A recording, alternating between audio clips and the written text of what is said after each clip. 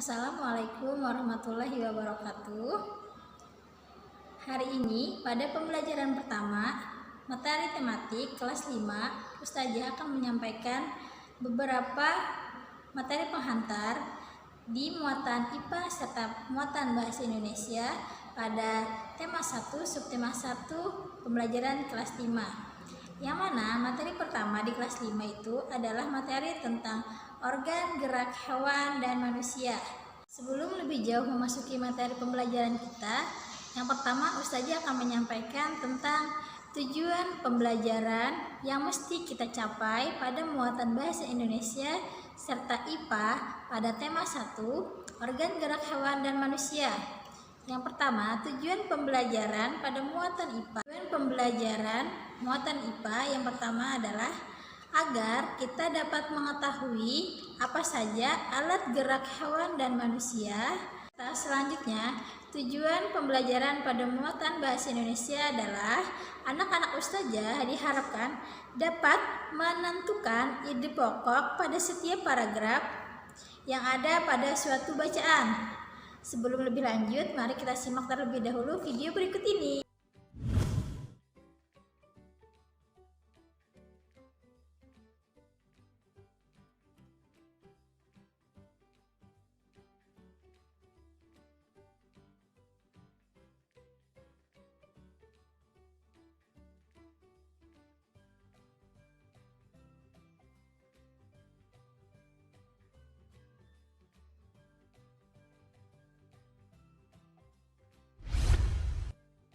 Berdasarkan video tersebut, kita dapat mengetahui bahwa cara bergerak pada hewan itu adalah berbeda-beda.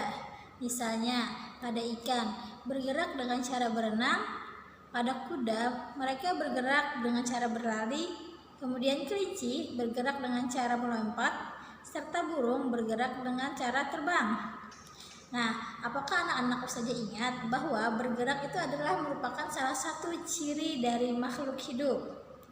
Apa itu bergerak? Bergerak adalah dapat diartikan berpindah tempat atau posisi, sebagian atau seluruh anggota tubuhnya. Itu adalah arti dari bergerak secara umum. Di dalam organ gerak, baik pada manusia ataupun hewan, itu terdapat organ gerak yang tersusun dalam sistem gerak.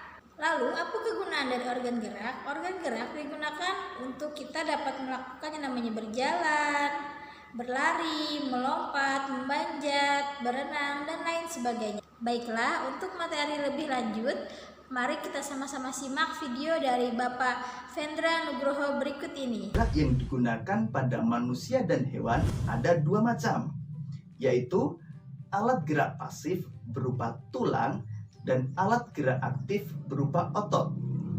Kedua alat gerak ini bekerja sama dalam melakukan pergerakan. Kerjasama antara alat gerak tersebut membentuk suatu sistem yang disebut sistem gerak. Tahukah sahabat cerdas mengapa tulang disebut sebagai alat gerak pasif? Jadi, tulang disebut sebagai alat gerak pasif karena tulang tidak dapat melakukan pergerakan dengan sendirinya. Tanpa adanya alat gerak aktif yang mempengaruhi tulang, maka tulang-tulang pada manusia dan hewan akan tetap diam dan tidak dapat melakukan pergerakan. Walaupun merupakan alat gerak pasif, akan tetapi tulang memiliki peranan yang sangat besar pada sistem gerak hewan dan manusia. Tulang berfungsi untuk memberi bentuk pada tubuh, menopang tubuh, dan juga melindungi organ-organ dalam tubuh. Sedangkan otot disebut sebagai alat gerak aktif karena otot dapat bergerak dengan sendirinya. Ketika otot yang melekat pada tulang bergerak, maka otot akan membuat tulang ikut bergerak. Nah, demikian tadi materi tentang organ gerak hewan dan Demikianlah penjelasan lebih detail dari video yang sudah kita simak bersama-sama. Selanjutnya adalah kita akan belajar tentang gagasan pokok. Menentukan ide pokok sebuah paragraf. Ide pokok atau gagasan pokok adalah ide atau gagasan yang menjadi dasar sebuah paragraf. Ide pokok disajikan ke dalam bentuk kalimat utama. Jadi, untuk dapat menentukan ide pokok sebuah paragraf, kamu dapat menemukan terlebih dahulu kalimat utama pada setiap paragraf. Setelah menemukan kalimat utama, kamu dapat mencari inti kalimat tersebut.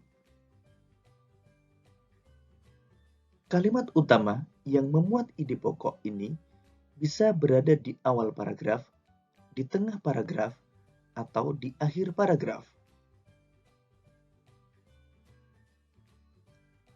Sekarang mari kita tentukan ide pokok pada bacaan organ gerak hewan dan manusia. Bacaan tersebut terdiri dari 5 paragraf. Kita akan menentukan ide pokok pada setiap paragraf. Paragraf pertama. Salah satu ciri dari makhluk hidup adalah bergerak. Secara umum, bergerak dapat diartikan berpindah tempat atau perubahan posisi sebagian atau seluruh bagian tubuh. Makhluk hidup akan bergerak apabila ada rangsangan yang mengenai sebagian atau seluruh bagian tubuhnya. Kalimat utama pada paragraf tersebut adalah kalimat pertama.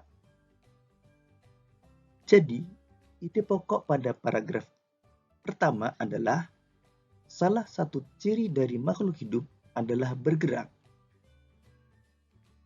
Sedangkan kalimat kedua dan kalimat ketiga merupakan kalimat pengembang.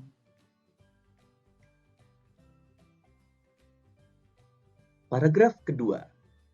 Gerak pada manusia dan hewan menggunakan organ gerak yang tersusun dalam sistem gerak.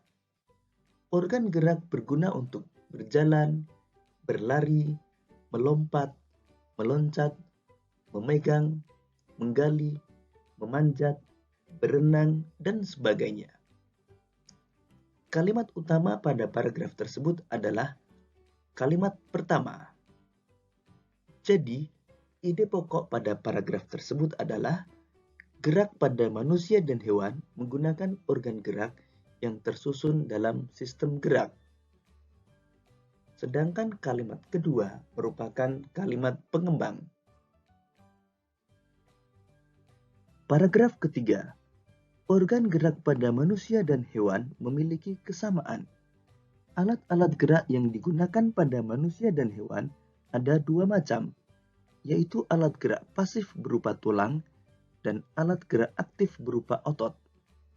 Kedua alat gerak ini akan bekerja sama dalam melakukan pergerakan. Kerjasama antara kedua alat gerak tersebut membentuk suatu sistem yang disebut sistem gerak. Kalimat utama pada paragraf ketiga terletak pada kalimat pertama. Jadi, ide pokok pada paragraf ketiga adalah organ gerak pada manusia dan hewan memiliki kesamaan, yaitu tulang dan otot. Sedangkan kalimat kedua, ketiga, dan keempat merupakan kalimat pengembang. Paragraf keempat. Tulang disebut alat gerak pasif karena tulang tidak dapat bergerak dengan sendirinya. Tanpa adanya alat gerak aktif yang mempengaruhi tulang, maka tulang-tulang pada manusia dan hewan akan diam dan tidak dapat membentuk alat pergerakan yang sesungguhnya. Walaupun merupakan alat gerak pasif, akan tetapi tulang mempunyai peranan yang besar dalam sistem gerak manusia dan hewan. Kalimat utama pada paragraf keempat terletak pada kalimat pertama. Inti dari kalimat pertama adalah tulang sebagai alat gerak pasif. Jadi, ide pokok paragraf keempat adalah tulang merupakan alat gerak pasif. Sedangkan kalimat kedua dan kalimat ketiga merupakan kalimat pengembang. Paragraf kelima. Otot disebut alat gerak aktif karena otot memiliki senyawa kimia yang membuatnya dapat bergerak. Pada saat otot yang menempel pada tulang bergerak, otot tersebut akan membuat tulang bergerak. Kalimat utama pada paragraf kelima adalah kalimat pertama. Inti dari kalimat pertama adalah otot merupakan alat gerak aktif. Jadi, ide pokok pada paragraf kelima adalah otot merupakan alat gerak aktif. Sedangkan kalimat kedua merupakan kalimat pengembang.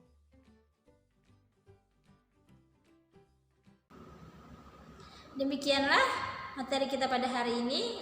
Ustazah ucapkan terima kasih atas perhatian. Wassalamualaikum warahmatullahi wabarakatuh.